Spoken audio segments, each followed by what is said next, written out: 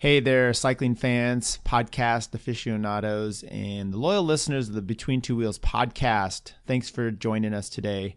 Just going to set the scene real quick. We're going to give a highlight of Nate Dunn's coaching tip. So those of you that are joining for some actual constructive knowledge, stay tuned. You're going to have that right away. And then for those of you that just want some silly commentary, we're going to jump right into the World Championships and some other exciting cycling news of the day with Chris Flower, Curt Mills, and myself. So once again, if you want to make comments, subscribe, share the show, do so on iTunes, Stitcher, Podbean, Overcast.fm, or Google Play. And without further ado, enjoy. Hi, this is Nate Dunn from Data Driven Athlete with a quick coaching tip. So as many of us are heading into the off-season period, it's a great time to look closer at how much time we should take off the bike during this off-season period. So if you want to dig into this topic with a little more depth, you can check out a post over at our website titled Time Off the Bike, How Much is Too Much, written by one of our coaches, Matt Chatleong. But without getting into all those details, the most important thing to remember is that you should take as much time as necessary to make sure that you're fully mentally recharged and ready to aggressively attack your training for the upcoming season. So for some people, that might be 2 weeks. For some people, that might be even as much as 6 weeks. But more important than any of the detraining effects that might happen during this time is to not worry about any of those details, but to place most of your focus on ensuring that you're mentally recharged heading into the upcoming season. So if you have any more questions about this off-season period, or if you'd like to check out the post in more depth, you can head over to our website at datadrivenathlete.com. Thanks.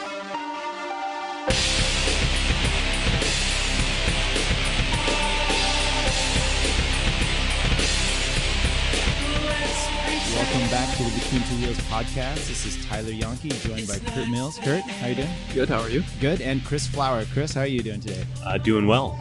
Great. Episode 18. We just came off of the World Championships in Bergen. Is that it? Where the F was this place? Yeah, that was where it was in Bergen, I think. And that's Norway. Yeah, beautiful place. Super clean. Yeah, this is kind of my segue here, but I just thought about it. Have you seen the Netflix show Occupied? No. I have not. No. Well, you should check it out. It's basically Russia invades Norway. And I love it for the fact that Norway's a gorgeous country. And then you got to see that in full view with the worlds, just not even the cycling itself, but this whole city, the country. And it was actually good. The weather wasn't bad as well. There's a little bit of rain here and there. Okay, is this a drama or? No, I'm talking about the worlds now. We're going back. That was a drama, though. No, the worlds. Check it out. It's pretty good. Russia invades Norway and conflict ensues. Drama. It's quite enticing. All right. Well, let's deviate back to cycling. So worlds. We had our juniors, U23, men and women's, and World Championship team time trials, and road races. Let's start off with the team time trial. Women and the men's both were won by Sunweb. What did you guys take away from either one of those? I think the biggest thing is just the start of the Dutch domination of this particular Worlds event. Both teams were, I think, more or less led by Dutch riders. It was an impressive performance by both. No, there was an American on Sunweb, the female, Corn Rivera. That's true. Yeah, I'm just talking about the trade teams are more or less Dutch. And just giant Sunweb, whatever they are called in general. They've had an amazing year, right? Dumoulin winning the Giro. They did Barguil in the Tour de France. They had Kelderman in the Vuelta. What about Barguil in the Vuelta? Barguil in the Vuelta. He did a pretty good run there. He got ran. That's for sure. Sure. Yes. Yeah. So I actually didn't watch the women's one. I saw the results. Did either one of you see the women's team time trial? I didn't see it, but like you mentioned, I saw Corn Rivera got her first World Championship after a really dominant junior performance in the States. I think she's a 70-time national champion, so that was cool to see. 70 times. You know, you'd said that 70 times. So what is that like winning 15, 12, 10 years old? There's a lot of events in track, right? Oh, track. I forgot. Yeah, I think that helps. Yeah, that's true. And then, you go to nationals, there's an event for almost anything in an age group type of thing. So that's impressive. Now, the men's, I did watch that, and that was pretty close coming down to the end. Actually, it was pretty exciting. And Sunweb beat BMC by 8 seconds, I believe, and then another 20 seconds over Team Sky. Would you take away from that? I think the big takeaway from that is just not just the power that Sunweb had, but also how you play your team tactics in a team time trial. If you looked at the way, I think it was Sky handled their efforts, they blew out a couple guys early and found themselves short-handed coming in the last few kilometers, where if they may have been in a position to pace their slower guys through, they've been able to throw in a little more effort in the end to help make up some time. I think BMC finished with 4 riders as well, so they kind of ran into the same issue. Yeah, I saw, matter of fact, TJ was the last one kind of dangling there, holding on for BMC, kind of given. And it was, I think your point is exactly right. And it was obvious when you see Sunweb coming through with almost a full contingent of guys, whereas those other two were just suffering and to have anybody. And Geraint Thomas got blown out early on the Sky train as well, which was kind of surprising. Yeah, I think he came off on the first climb, and he was kind of stating after the fact that he just didn't have the legs, and he kind of felt bad for being the selected rider in that team time trial. Yeah, maybe motivation reasons for different people, team time trial. What I'm disappointed with on the team time trial is they don't get to wear that jersey. Right? I mean, what's the point? That? They get a sticker on their bus. Oh. I think they get a little notation on their kit as well. It's a small little logo, but yeah, it's definitely not much. I've seen, they have a team time trial several times during the year. I think that team should be able to wear the team time trial kit, and that would look pretty cool in a team time trial, World Championship kit. Nothing prevents them from putting it on their LinkedIn. They're allowed to do that. That is true. LinkedIn, is that a thing? Yes, it's definitely a thing. If you win a team time trial, it's on your LinkedIn. All right. Now, I read a headline, and I didn't get a chance to look into it, that the team time trial is no longer next year. Is that true, or is that just rumor or speculation that maybe that was an opinion article without a question mark? So it's going to be eliminated, I believe, in 2020. 2020 or 2019 was the ruling. I guess that stems from a lot of the trade teams citing the fact that it costs them a lot of money to transport all those TT bikes, when in reality maybe 2 or 3 of their guys are all that's needed to do just an individual time trial. They should do like a mid-season European, and they used to have something like this. I'm trying to remember what it was called, but they had a 2-man team time trial. They've had multiple people time trial 4-man during the year, like in the European con. They can do something like that maybe instead of just always having it at Worlds. I don't know. It doesn't even matter. It's kind of a cool event. It is. I think it'd be interesting to do it not from a trade team perspective, but from a country perspective, and maybe reduce it to 4 people to make it a little more applicable for countries with limited riders. Well, I think they tried to do the trade teams just to kind of get a little bit more involvement and excitement. They train together all the time, so it would be actually competitive. But it's always the same top 5, and then you have the Joker team. Literally, that's what it was called. Like in there, I think more continental teams from Scandinavia type. I don't know. Okay, so we're not going to resolve that problem today, are we? No, I don't. Team time trials in general, like whether or not we should watch them, or no, I don't. I didn't watch it. I've kind of been on any of it. I didn't watch any of the team time trials. Oh, wow. It's not. I wouldn't watch it on if it was at a Grand Tour. I wouldn't watch it. It's kind of a boring event generally, and I know everything in Bergen was pretty exciting, and I thought the courses were great, but I didn't watch it. To completely deviate from this, did you watch any of that? There was an event or a short race. I think it was like the Challenge or something like that. It was in Europe a few months ago, where it was a stage race, and they ended it with like a team time trial with teams starting off with different lag times, and it ultimately came down to like team time trial teams overlapping other teams in corners, and never Hammer don't series, even have a clue as to what you're talking about. It was the Hammer series. Yeah, no, there we I'm go. just kidding. Okay. The Hammer series, yeah. That would be a really interesting team time trial to watch. You must have watched that. I actually didn't watch it. I listened to some podcasts about it, and it did sound exciting. And we've talked about what do you need to do to spice up cycling, and that sort of seemed like, based on what I had heard, was some of the most exciting racing of the year. So, to break that out a little bit, so they had the day before was like a circuit race, kind of like a points race type of thing, over a climb, over and over. And then that day, you determined how they set up the time trial, and they went, worst to first, I guess. And well, no, first goes out, and then the other teams try to, or is it the opposite? Anyway, they're chasing them based on how they finish. And the women in the Tour de France, when they had their La Course race, they did their time trial similar to that. Oh, cool. Breaking them out by how far behind they were. So that it was weird though, as you heard, or maybe you did see it, where they're literally sprinting full on with each other in their T-team bikes. I mean, maybe Merck style would be a little better for that. Yeah, actually, that'd be cool to watch. I'm gonna go watch the videos. That does sound cool. Yeah, I think that with that hammer, they need to develop that a little better. Yeah. But it's anytime you can break out of the box, and I think we saw this with Colorado with the shorter stages, all circuit races. You bring it, and look at Worlds. I mean, Worlds is a circuit race. I mean, Peter Sagan is basically becoming your best circuit racer out there. I mean, that's what he does best, it seems like. And more of those is you get the crowd all involved there. Speaking of did you have more to say on that? No. Okay. You had a deer in headlights look. That was just my pitch for the team time trial, and everybody should watch them. But speaking of the crowds and the time trial, I'm not a big fan of the individual time trial.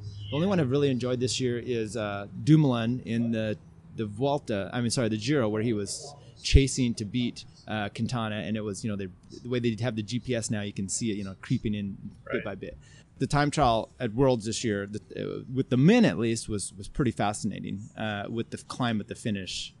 Yeah, I actually caught that on my drive in, and that was crazy because you had the carpet, so the guys that were trying to switch, and I think the guy who had the fastest climb time actually switched to a road bike before, what was it, like the halfway point of that TT? Was it a 20-minute TT and there was like 10 minutes on each side, or was it longer on the flat section? I think it was longer on the flat section. They did like a lap and a half and then hit the cobbles one last time where they could take advantage of the bike switch if they wanted. I think it was a 5K climb, something like that. Okay. All right, I know you probably have the results, but the fastest climber had about a 10-minute time, and there was only maybe a 10 or 20 second difference between him and Dumoulin. Is that right? Yeah, it's on the climb. Yeah. It was. So the TT itself was 31K, and I think the climb was around 4 or 5 at the most, somewhere in that range. And Roglic ended up blowing everyone out kind of on the climb, but did you happen to see? I think it was Lutsenko. He was one of the first guys to go. His bike exchange on the carpet. I didn't see that. It was comical to say the least. It didn't quite go as well as he had hoped. It looked. Someone I read, they said it looked like the carpet. His wheels were Velcro. It's unfortunate. Yeah, sticking. So it was very unfortunate. The climb though was very reminiscent, kind of the Richmond. What's that?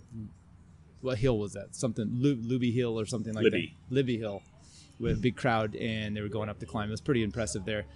And the guys who did not change bikes were still somewhat. Would you have known that without Zwift? Let me ask. Probably not. No, okay. All right. I may have done that hill on Zwift many times. Okay. How was that on Zwift? Oh, it was challenging. Oh, man. I don't really know.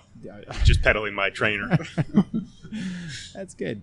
So the World's TT course, the climb was 3.4 kilo at 9%. That's a lightweight. Kilos? Kilometers. At what percent? 9%. Yeah. And the men, so the women did not use that. No one else used that climb, right? I didn't watch that. Okay, well, they from what I could tell, they didn't. And the men did. And I thought it was the only thing that really kind of made that time trial actually worth watching, to tell you the truth. What did you think about the bike switch? So, well, it was weird to put the carpet down, but I think the only reason they did the carpet was because it was on cobbles, right? And I don't mind them giving everyone, I mean, if that's, they either just say no bike switch at all, or they let them do what they want. I don't know that I really care. What if it had been in like a really close race and it was decided by a second, and like the guy who won just had a really good push? Like whoever was pushing him was like an Olympic bobsledder or something like that, just was exceptional at it. Cool Runnings got right. bid. It just seems weird that would have played a factor potentially. Well, if you watch it, and the word is that they had made an indication that you couldn't do much of a push at all. So it was, yeah. And so you saw some people, like adhering to this. And then some countries that weren't, they were just like, oh, I'll be damned, and then pushing them like, right. Moscon getting a pull from the car yesterday, kind of thing. There were guys on treadmills warming up for the push. I don't know why he had running spikes on, to tell you the truth. It was a little weird, and Tony Martin had made a big brouhaha about this whole thing earlier, and then when he comes and does his first lap, he'd ride directly over the carpet. Really? Yeah. I don't know why, if it was some sort of protest or other, it was over cobbles, so maybe he was just trying to protect his smooth it out. Yeah. Did he go over the carpet the second time through? I didn't pay attention to that one. I did see the guy chasing him up the climb and got hit like a linebacker. That was, a lot of people may have turned that off too, because Tony had already been, he was out of it, right? Like the time had passed, but that fan got clobbered, and that's become, it seems like that's become one of the best parts of these Grand Tours and these climbs and these World Championships, is just watching some fan who thinks he's going to get on camera for all the right reasons or whatever, get clobbered by security officials. That's been fun. Well, it was maybe the most restrained crowd, actually. If you see that, and so it was an outlier to see this one guy. Sure. One guy, and he was just running behind him. It's not like he was in the way. Right. The crowd in Bergen on every event I saw was really, really impressive. That day, for example, and then even the road races, the U23, the juniors, and the final day with the elites was exceptional. Speaking of the elite, though, did you see the rolled up sleeping bag in the middle of the field with like 13K? Yeah, that was what yeah. Are you sure it was a sleeping bag? It's the word down the street. I heard that too, but it didn't make any sense that it would have been a sleeping bag. A keg? Was it? Yeah. It was like you know what it looked like? It looked like a foam roller. Oh, well, it could have been that. Yeah. Maybe that's a European for a sleeping bag. Sure. They have different words. Like, right. Like you want a cigarette, Give me the sleeping bag. Do we say the word? Bundle of sticks. All right. I don't know what the word is. I don't smoke. Look it up. So let's go through some of these time trial results. So Tom Dumoulin ends up winning the men's, and you have in second place. Who do we have in second place here? Primo Roglic, I believe. Yeah, Primož Roglic from Slovenia, and he was pretty close by. And then Chris Froome actually getting third place. I was impressed to see Dumoulin almost catch Froome on the climb with his minute-and-a-half lead. That would have been an interesting finish. Do you know what they were separated? Was it a minute and a half? They did minute-and-a-half starts, Okay, yeah. and so you're right. He was like 58 seconds, I think, behind him. Yeah. And top American, 26 with TJ Van Garderen. Any comments on the Americans at Worlds this year? I think they just had an all-around unfortunate time trial. I think, with the exception of McNulty in the U23, who got second, the other contender, Paulus, had an unfortunate mishap in his race. But he was still ninth. He was, which is impressive considering he hit the deck and was probably dealing with a lot of emotional stress after crashing. So I saw the crash, just kind of a little GIF online. And did you hear anything more about it? It looked like he was fumbling with a chain or something. It looked like his Grabbed chain the had brake? dropped and probably got caught in between his chain catcher and the frame, and he was down in there trying to reach out or pull the chain out, and he wasn't looking where he was going and drifted into the barriers and just crashed right into the barriers. Oh, is that what it was? Because Yeah. it looked like he flipped over the front wheel, so maybe the front wheel hit one of the barrier. Right. It looked like it hit a foot of the barrier or something. Gotcha. And, so we had in the women's time trial, Annemiek van Vleuten. I think she was the lady that went down, or maybe went down in the Olympic road race. Yeah. Pretty hard. Anna van der Breggen, both from the Netherlands, and then Katrien Garfoot of Australia was third, and we had Chloe Dygert, American, in fourth. So you're looking at, that's pretty much the best result there besides McNulty of the Americans. Otherwise, Paulus. And then otherwise, when I went through stuff, we had, 50th. We had, in the junior women, Summer Moak. I'm not aware of her, but she's from the USA at 18th.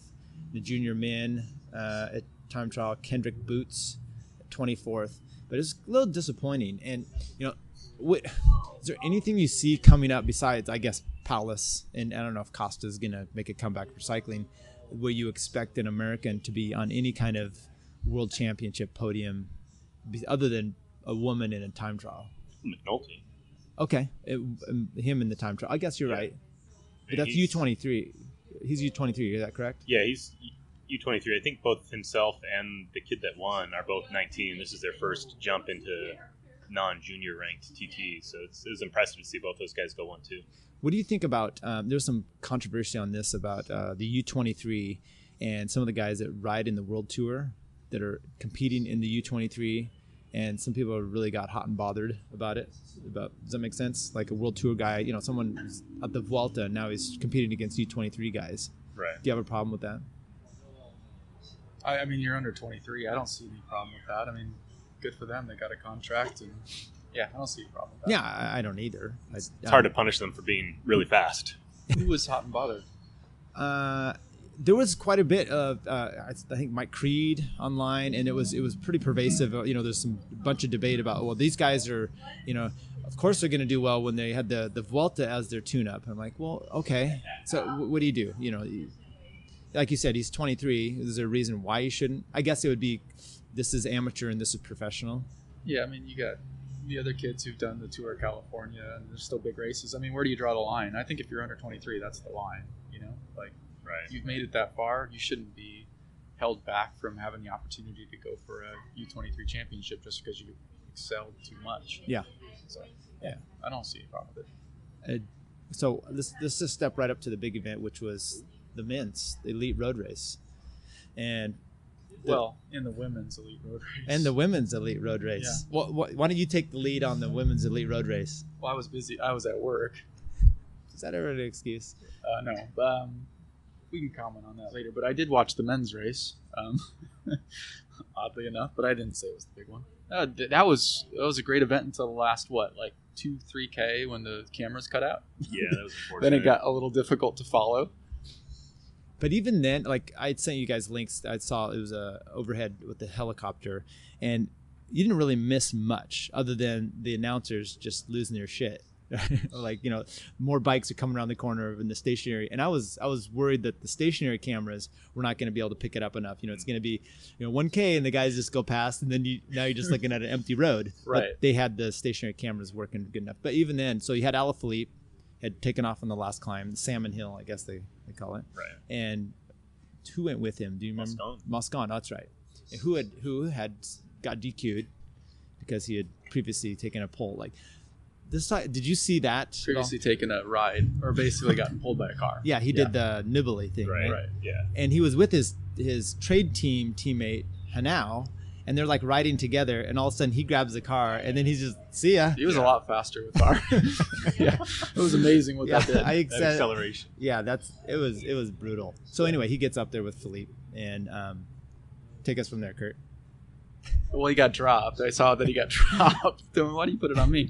I don't watch it that closely, but I saw it looked like Philippe, yeah. Julian Alaphilippe, Frenchman. Yeah. He dropped him. It looked like on one of the little climbs, and then he was, you couldn't see where he gets caught by the peloton. It looked like it was in the final 1.5K or maybe at like 1K, and then the finish was exactly as Chris Flower had kind of predicted. Like no one was going to stop Peter Sagan on that course. I don't recall predicting that, but I'll take credit for it completely. You did sort of say this looks like a course that he's going to win on. Oh, yeah. I kind of felt that way after watching the juniors races and seeing that most everything ended in a reduced bunch sprint.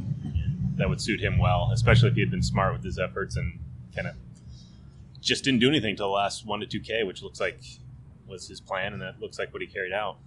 Yeah, he had mentioned in an interview that he did nothing all day. He wasted his energy, and when Alaphilippe went up the road, he actually thought, oh, well, there's my race. I'll be going for 3rd, 4th, 5th on the day, and just put no energy into it at all. Where Michael Matthews ends up getting 3rd, and then kind of ruse the day and saying, oh, I chased things down on the climb in the last bit, and I got swamped in the last few corners. Although I looked at that again today, and I guess his point was he had to move back into position to the last corner. When they kicked, Christoph went, Sagan is right on his wheel, and Matthews is right on Sagan's wheel, like right there, and just there's a big gap that just opens, and he's already up sprinting. So I guess that is the legs, 277 kilometers. I mean, right. You it's are a long race. 156 or whatever miles it is. That's a little deadening, I think. Yeah, so the helicopter view that you sent over to us and that we watched, it was amazing how patient Sagan was throughout all of that. Just like he said, he never chased. He was always sitting like 10 wheels back. And there were a lot of times when if you just looked at it from above, you would say, "Oh gosh, they're never going to chase down these little moves." And that patience obviously paid off at the end there, barely, but he still got it. So. Spike throw. Yeah. Yeah, it's too bad for Christoph being Norwegian in his home country, doing everything perfect. I mean, really, it's also interesting. I didn't get the camera shot was a little tough to see, but who's doing the work to bring Alaphilippe back? Yeah, because someone. I mean, you have all these sprinter guys, and like I said, 156 miles or whatever. You're not going to put that effort to bring that back yourself. Someone needs to do it. It looked like maybe Denmark was on the front. They have the red jerseys, orangish. Okay, sure. Or maybe the Netherlands. I don't know. TV. Denmark. Yeah, you're right. Red. That would be. I thought I heard Sagan and his kind of recap of the last few kilometers. He had indicated that Gaviria put in a big move to try and pull it back, which is interesting given that he's a sprinter himself, that he would exert that level of effort. But I think in the end, in the last 2K, it was just everybody just trying to claw it back as quick as they could, and it took a bunch of 1 and 2 up riders to do it. It looks like they caught him with 500 meters to go. Well, I doubt Gaviria had any teammates with him, being from Argentina. Is that where he's from? Colombia? Yeah. Oh, are you sure? Pretty sure. We'll go to the tape on that one, but I'm not going to look it up right now. But one thing that was also interesting is like a typical UCI race, you'd see a team take control and bring something back, and it didn't look like any of the countries had enough organization or enough guys left for any one country to pull things back. So it almost looked like a local race in a sense, where it's like everybody's somewhat panicking, wants to get up there, wants to be a part of, potentially trying to win. But, again, that's where it came back to where I saw Sagan just sitting there, and clearly sometimes you have to be willing to lose to win, and it seemed like he was patient enough to just. I did hear him say yesterday that he said, "I have a bunch of friends." I don't know if he did the quotation marks, but that's the way it was, kind of intimated. I had a bunch of friends in the group who were willing to help me. Well, Slovak, huh? Such a braggart. No, must be nice. I think the point is, I don't know if he had any Bora Hansgrohe teammates. I mean, he didn't have any Slovakians up there. So if someone likes him and is willing to help out, which obviously, that's kind of what happens. It'd be hard to imagine that there's somebody willing to do that much work for him in the last 2 kilometers of that race when they are in a position to potentially win themselves. Everybody, right? Like 20-some guys. I mean, everyone has that possibility, I guess. I think he's probably of the mindset of, I've already won 2. The pressure's off me. Oh, yeah. I can just sit here, and if I get third, it's still a great finish. Yeah. So you guys go do all the work, and if there's a sprint in the end, I'll make a shot for it. Yeah, I guess I'm surprised they didn't look at him, though, because I don't know. I would have thought they would have just been looking at Sagan like, you want to chase that down, just like they do in almost any other race where, they all sort of sit there and say, okay, Peter Sagan, you go chase that down. We're not going to bring you to the line and let you out sprint us. So the dynamics were different than like a typical classic. Right. But then you have, Van Avermaet I think he was 4th, right? Somewhere around there, 4th, 5th, somewhere there, which he's beat Sagan in sprints like this before. Michael Matthews definitely wants that. I mean, he'd rather have a chance at it than not. Right. Christoph, same thing. So while they're going to wait for him, they're also going to be like, we're not going to let Alaphilippe win this. Right. Let's get at it. Yeah, true. True. I think in the end, though, the jump for Sagan and Christoph was just so much more significant than 3, 4, 5, 6, 7, whoever else was in that pack. I mean, it was a distinct 1-2, and anybody else was just left in the dust. Yeah, I got the impression looking at Matthews from the overhead where you could barely see his head in the picture still because there was a gap there. That he was doing what he could just to hang on to make sure he got third. Yeah. And I know he was obviously wanted to do better, but how about the women's race? Chantal Black, did we mention her? Yeah, she of Netherlands, she won. And then Garfoot from Australia was also second again. And Annemarie Diedrichsen of Denmark, and then Corn Rivera was 18th. Corn had said, she goes, I don't think these climbs are going to affect me. I'm going to be able to get over. And she's been able to do that, and she has one of the best kicks in the group. I didn't see where she came in other than she was 18th. But as far as time-wise, I think the lady that won I did see that actually, and she soloed off the front, which is a pretty impressive fashion. And it looked like she had crashed at some point in the race as well. So yeah, she was kind of like banged that. up. Yeah, I just thought it was a weird kit design until I saw the blood on her arm. Right. So once again, we didn't have any other good Americans showing. No wins. I didn't also see any Norwegian wins. Home country getting their first place. Seems to be a good streak, though. I don't think anybody from Qatar won last year, right?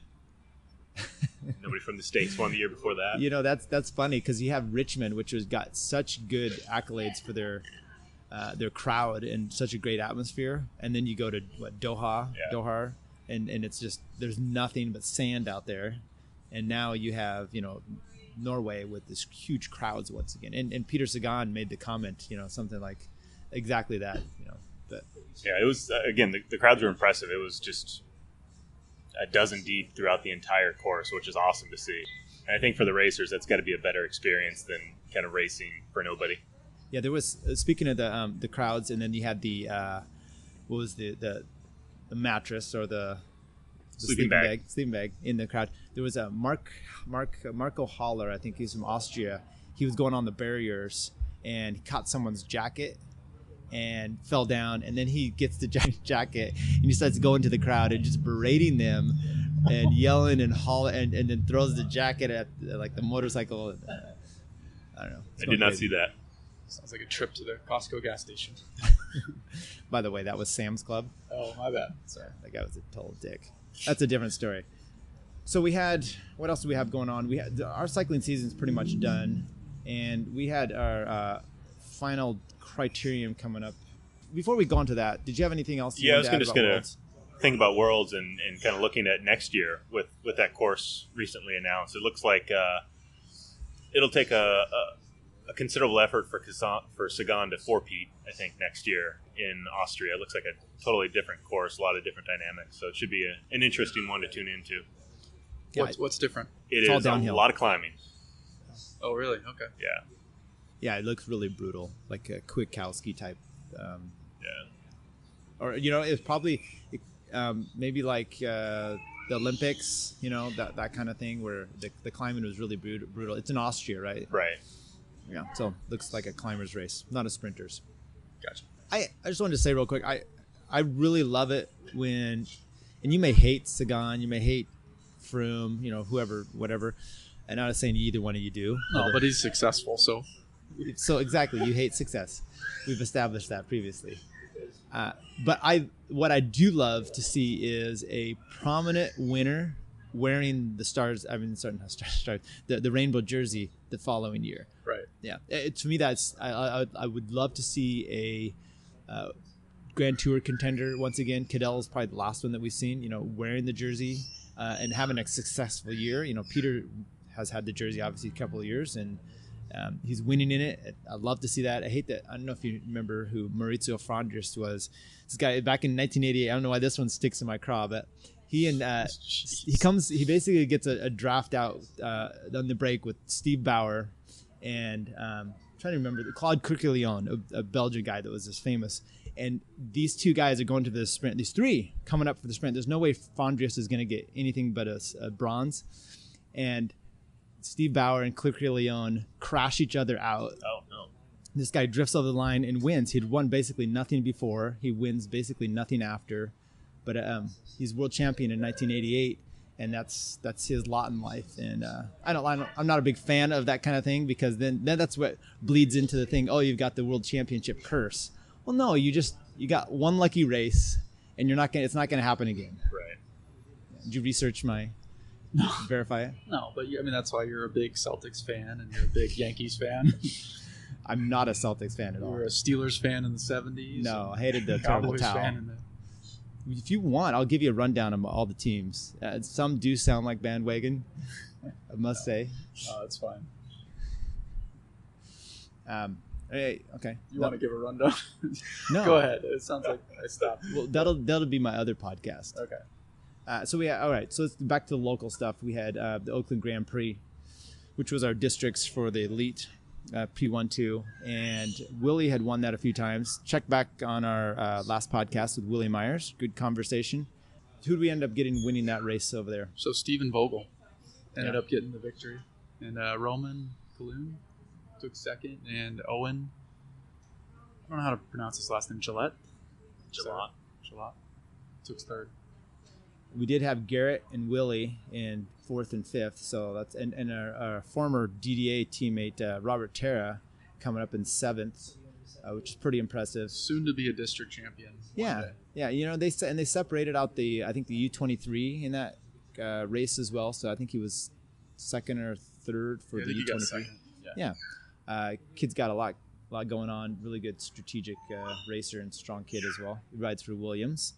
So it was good to see there. As far as the women go, Hannah Moogie from the Visit Dallas DNA Pro Cycling Team. Don't know much about them. Oh, I've seen it, but she's a local. Right? She's a local Bay Area, and she seems to be winning everything this year. That's what I could tell.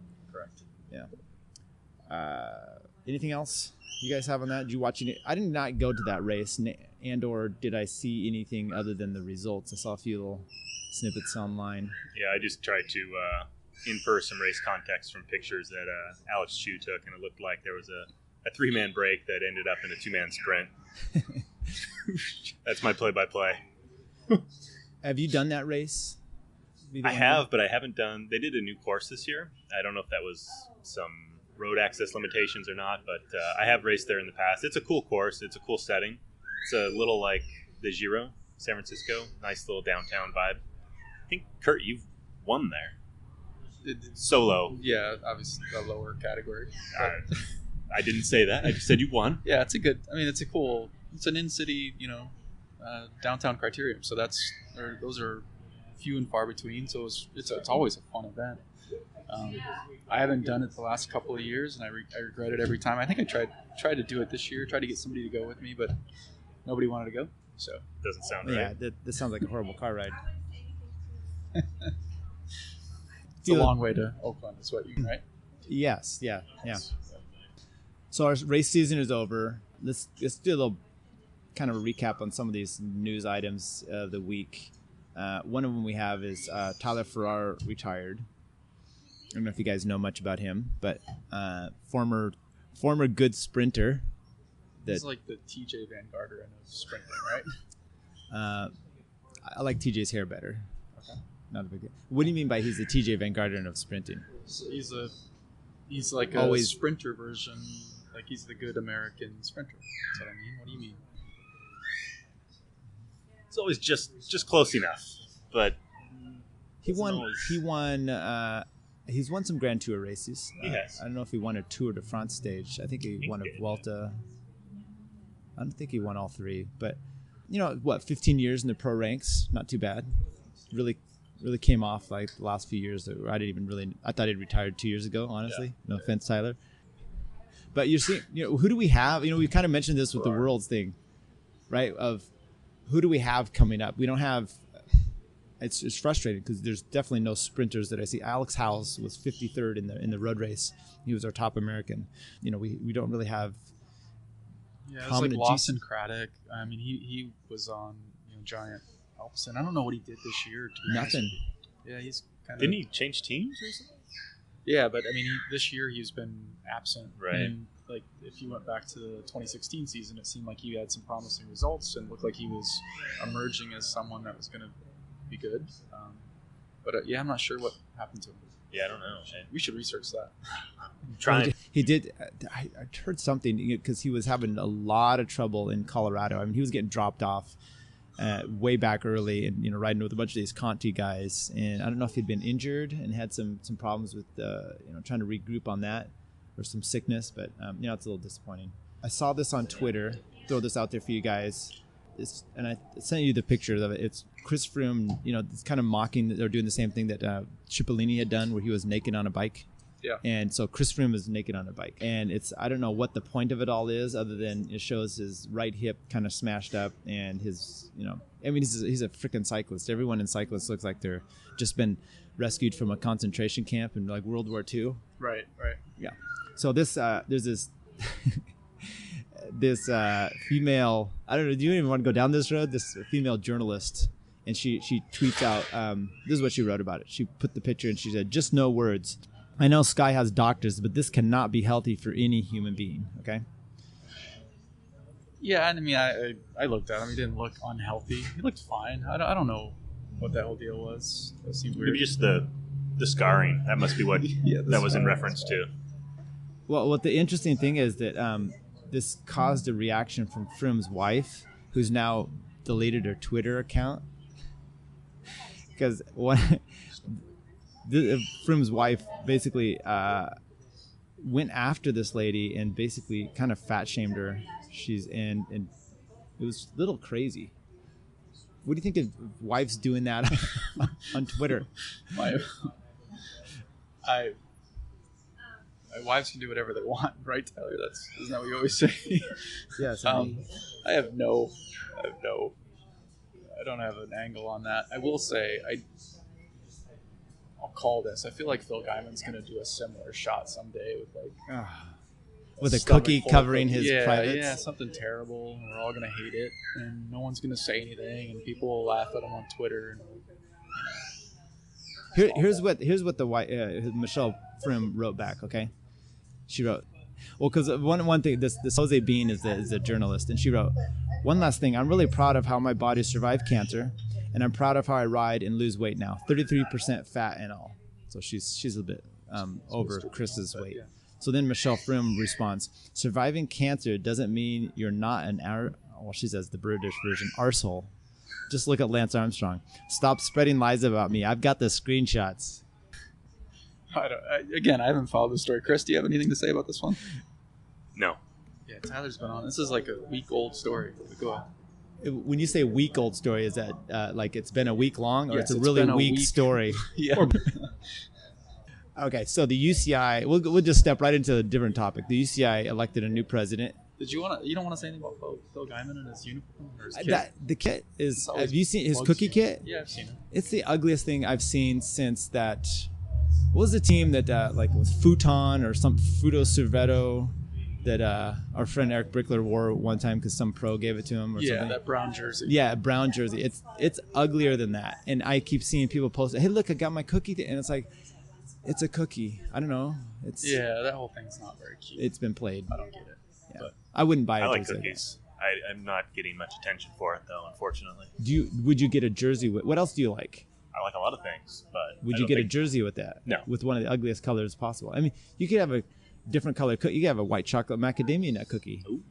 Better than a chocolate chip cookie. That's true. No, I just don't get the excitement behind it. Yeah, I guess it's his thing. I would do tacos personally. Yeah. It's like we have a local team with tacos on their jersey. Yeah, they don't have it anymore, but it was creatively done, at least designed with it, like the half of the taco coming out of it. Creatively? It was. No, I mean it was awful. It was bad, but they sold out, and that's what they did. That's what they chose to do, right? No, like, that's true. You can't fault them. They probably got some good stuff out of that. Coupons, I think, to the local chain. Yeah. Buy one, get one free. Such a weird deal what people will do. What's your plans for the winter for riding? We did a ride yesterday, Data Driven Athlete Open ride. Yeah. And sponsored or kind of headed up, I guess, by Nate Dunn and the other coaches, right? And very much so. Yeah. Yes. So why don't you describe the ride, talk about it a little bit, and I'll let you go from there, Curt. So yeah, it was 55 miles through the foothills. It was like 3,072 feet of climbing, roughly thereabouts. Elevation. Yeah, it was a really cool ride. Like especially for this time of year, it was really. I mean, it was pretty easy for most of it, and then there was one big climb, which is it's under 7 minutes if you're anybody, and it's a little over 7 minutes if you're the rest of us. And am I even allowed to talk about that climb? I would just say it's 7 minutes on the dot. That's where you want to aim. Right, exactly. And then everybody kind of goes all out there, and then you come back together. To me, it was a lot of fun. It was cool. It was fun to do that ride. Yeah, there's no Sunday rides. I don't know why that is. Everything gets ramped up for Saturday, and then Sunday's kind of a petered out day. Not sure why that is. So I guess their deal is to just try to get something going on Sunday that fits people's schedule. And the idea is kind of, from what I got, was we're not going to hammer it. We're just going to have a conversation pace, maybe a little bit more, a little bit less, depending on who all joins in. Right. So that's what we saw. Like as we were coming back, I think you actually looked around and you said, "Oh, okay. Well, we can probably go a little bit harder at this point." And then we went a little bit harder based on who was left, and that was fun. It was good. Yeah, it wasn't a race ride by any means. It was definitely a more casual ride, but a good experience. Yeah, no one was chasing. Yeah, so if you're out in the if you're out in the Folsom area on a Sunday, I think they leave from Coffee Republic. It's kind of the idea. 8:30. Yeah. To answer your question, what are you doing for winter? Yeah. I've been kind of looking for a new trainer to help my winter training move along. So I'm looking at direct drive. CrossFit trainer? No. Definitely not that kind of trainer. Mean the bike trainer. Like a bike trainer. Looking at a direct drive trainer. So that's kind of where I'm headed now. May or may not do Zwift, but definitely looking to stay in shape with the trainer. A direct drive. So you take off the rear wheel, put it on there type of thing? That is correct. And what's the advantage to all that? I don't have to put a trainer tire on my wheel. Okay, so you just have to hook your chain into the... Yeah, it feels more professional, I think. Yeah, I like that. One of my problems with the train, I don't get too personal with mine though, is the way it locks into my frame, and different frames are all made differently right around the rear skewer area, and it compresses my car. I swear it's like pushing, probably has voided the warranty or something by having the way that this locks onto my bike with the carbon. So you may want to get that looked at. Yeah, it's probably a good idea. What brand do you use for? Well, I'm still shopping, so I don't have one yet. This is non-committal. I really, yeah. I don't know yet. Are you going to do like you do with your bikes, where you have about 15 different versions throughout the year? Yes, that's the plan. Try and find the best one, and then just leave the others in the garage, knowing that one day I'll throw them away or something. Just get a Wahoo kicker like everybody else. That's what everybody gets. I don't know. Wahoo's really made kind of a break into the cycling world, haven't they? Yeah. But for the name, I'd be all on board. Well, you prefer kicker? Cyclops? Well, they also have the ticker, which is the heart rate monitor. So that makes sense. And then the element, which is their computer, but which makes no sense, or the bolt. But no, their products are great. Like they've got good technology. Everything works really well. You were looking at some fan-based one? I'm looking at the Le Mans Revolution. Okay. It's fan-driven, so it's not a smart trainer. It doesn't adjust based on like an erg type setup or anything. But it's good reviews, and it's relatively inexpensive. Speaking of products, you had commented about this before. So Team Aqua Blue is using a new bike next year. The One By. The One By 3T, and did you see? So no front changing derailleur, obviously just one. I thought it was just a front derailleur only is what they meant by One By. So. Okay. That'd be, we're on a ride yesterday and kind of going up this little climb, and I won't say who it was. How you doing? It makes a comment about glad his bike is rear wheel driven. And, there's a conversation. I don't know how, and I've thought about it. I don't think you can have a front wheel drive bike just due to the fact that you're turning the wheel, right? You need to have some type of rear articulating wheel. Yeah. So be interesting. Yeah. Maybe one of the early designs with the Wright brothers, they had one. Oh, the old time bikes. You like the old time bikes, with the big wheel.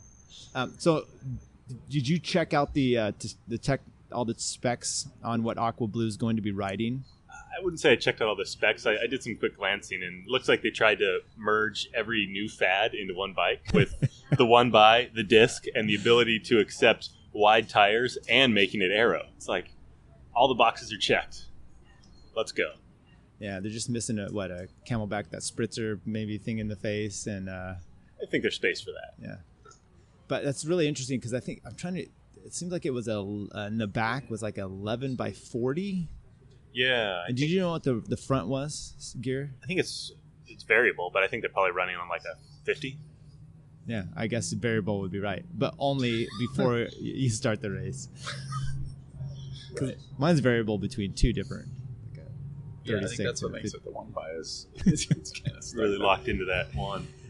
This may have degraded to a point where we should probably just cut it quick. Kurt's giving me the cut sign. All right, so as far as we have no other races coming up, there's nothing big going on. So we'll get back into some other interviews. We'll join up with the three of us Yahoos on some more ideas. some training ideas. Curt, you have any other tech? I always go for you for tech stuff, and then Chris is the one that ends up coming through with the goods. But okay, so Chris, what would you like to talk about? I'm interested in hearing about your winter plans for your smart trainer that you're tethering to an adjustable. Oh, the climber? Your climber trainer. Yeah, I haven't purchased the climber. The climber's not available until November. But there's another thing that the Kicker or the Wahoo companies sort of pioneering. So they've developed like a device that hooks up to the front fork on your bike that obviously communicates with the trainer and then communicates with like your video game like Swift. Did you say front wheel drive? No, I didn't. I said the front fork. In any event, so like as you're going up a climb, if you were doing the Richmond course, it would be like Libby Hill probably. It could raise the front fork so you would get the feeling of like actually climbing, which is, I mean, it's pretty. Again, those things are really cool. They've sort of changed the way people do training in the winter, and you can tell. Actually, come spring, like people who've been doing that, it's kind of frustrating. So yeah, I mean, it'll be exciting to do once it comes out. Have you checked the Farmer's Almanac to see what kind of weather we have coming up this next year? To see if it's going to be a wet one, you're going to have to do more indoor training, or can we get out? I have not, Tyler, but I'm hoping for a wet season. Okay. Is that to reduce your riding or to increase your trainer time? No, for the health garden of California. Oh, overall. What a guy. Yeah, last year Oroville Dam wasn't asking for that. well, yeah, there's a certain point where you probably have to turn the rain off. But, yeah, I don't know. Gosh, did they get that repaired? You don't repair here in California, Curt. You just, it dissipates, and then you just wait till it happens again, and then you complain about it. Okay. Yeah, I don't know. I'd still hope for a wet season, and hopefully they fix the Oroville Dam, and everybody's better off. Do you get snow where you're at? I do get snow. Oh, okay. Yeah, so that'll be interesting as well. So you've got to really come prepared for the winter riding with gloves, booties, all that stuff. Yeah, face masks. You guys get lucky a little. I mean, obviously I lived here, but you can go outside at night and ride if you want to. I mean, it's still not fun, but at least you can. Up there, it's pretty difficult to want to do that, to be honest. So yeah, indoor training. Did you you didn't grow up in California, is that correct, Curt? No, I grew up in Michigan. Okay, in Michigan. So, but did you ride when you lived in Michigan? No. I mean, as a kid, I did. Not like this. What'd you do for sports? Played basketball, baseball, golf. Yeah, hockey. We did do hockey. I wasn't not like good. Yeah. So you like me, I grew up in the Northwest, and the winters were pretty for us. They socked in, and hey, I had to shovel my driveway to play basketball outside. Exactly. Yeah. Or to go riding, it just didn't happen. But you were into cycling, right? I was. So you just waited. Oh, so you just weren't fit until like June. Yeah. Did you have a trainer as a kid? So I would have a trainer. How old were you? Well, I got into riding like in 8th grade, but didn't really start doing stuff until like my freshman year in high school. Who got you into it? I watched. I was at home one night and TV was on, and it was the movie Breaking Away. Okay, yeah. And I just was fascinated, and then went to the library and started checking out bike magazines, and stole my sister's Schwinn or something like that. And okay, yeah. So you already had access to a bike. Yeah, and then I had bikes, and then I got my bike, and then when I was in high school, there were friends there that rode. And I had no concept of like, those what are those cut off like long underwear? They like rode like serious like racing or yeah. So I grew up in Walla Walla, okay, and I don't know if you've ever heard of grab-on grips. No. There's like these foam grips that you had on bikes, like when you were a younger kid, you did the foam. Anyway, then they made like little grips for pencils and stuff. This is really big, and they ended up having a professional team. And in Walla Walla, this whole company was based out of Walla Walla, okay? Right. And did you really want to go down this road? Point is, Steve Speaks, professional, had lived there. There were several other ones, and they had actual big-time riders that would come through town and do stuff. I kind of got involved, not with them, but with people that knew them and then they were riding, and so it was just kind of. You guys did group rides on the weekends? So yeah, there were a few guys. Steve Smith really got me into cycling. He actually is, I think, the head of Castelli now. Oh wow! Yeah, he and some other guys. Could you make a call for us? I probably could. Jeez, I don't know. Steve? Yeah. Yeah. I actually looked him up the other day because there was an article with him. He was mentioned in there with Sky and some other stuff, and I can't find him. And Steve Smith, that's a really common name. Right. So Right, Facebook. yes. How much time do I want to dig NFL through that? wide receiver. Did you race in high school? I did race in high school. Okay. What was the scene like? Was it big or? So I had no races near me at all, and there were except the college that was right there where I grew up. They would have some race, and our high school had a race, so I would do like that race, and then I didn't do any sanctioned race until I graduated, and then it was the first race I did was in Idaho. I had to travel. But the high school sponsored like a road race? They did like a whole week of, athletic stuff, track racing, and all the stuff, running race, and a bike race was part of that deal. As a matter of fact, then they would do like a triathlon where you could do team triathlon, and I'd do the biking portion. Yeah. Wow, that's okay. That's cool. Yeah, I don't know of any high schools that have like, well, I guess it almost sounds like a presidential physical fitness week that they were doing or something along those lines. I don't know. Someone that got into cycling decided to start it, and then it just kind of carried on. And but my first one I did as a freshman, there was I ended up with the front group of like, I don't know, I want to say 7 of us. What year is this? My freshman year in high school, like 85, Okay. I think, somewhere in there. So like 7-Eleven is a big team in the United States, right? Yeah. Okay. Yeah, sure. Well, 85 was, I think, their first year that they went and did the Giro. Andy Hampton over there. But I wasn't big into I didn't get into the pro side of cycling, of being a fan, until after Greg LeMond won the 86 Tour. My dad tells me, hey, this American's doing really well. He's from like California. And I had no idea what the Tour de France was, and that's when I got involved. Anyway, so and you'd only see it through magazines or I know you've mentioned before ABC Sports did the Wide World of Sports on like Sundays or CBS, and they would do a recap, and it would be John Tesh music, which is kind of like Yanni, if you know what that is. Yeah. And he would sit there on his, and I got the Tour de France John Tesh music too. Was he a musician? Because like I remember him. He was a like, musician to begin with. Yeah, so it was all this symphony out of this electric keyboard type of stuff. Yeah. Crazy. This has turned into a little awkward. It's good background. Break good into history. I was just going to say about my freshman year. Okay, there's like 5 or 7 of us coming down. We had some climbing in the race, and we're coming down, and there's like a last corner turn. It's probably like 700 meters or so to the finish, and right before the corner, guys are in tennis shoes, some are in real bike gear. It's a mishmash, and someone at the front goes down, and I kind of crumble into them. My friend, who actually owned a Trek, and he knew what he was doing. Right. He and another guy, my friend wins, and I'm the only one left of everybody that didn't flat or tackle their tire.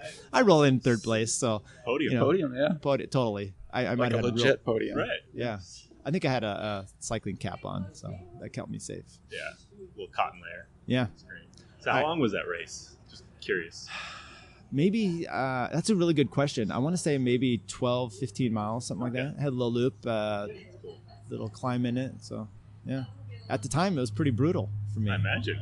Yeah. The next year, I did not get a chance to defend myself. I had mono. Oh, sorry. Yeah. And that suffering a little sickness lately, too. Yeah. Yeah, I've been ill. Over it? I'm feeling better, so we'll see what happens with that. Who's the most famous person from Walla Walla? Famous person or cycling famous person? No, famous person.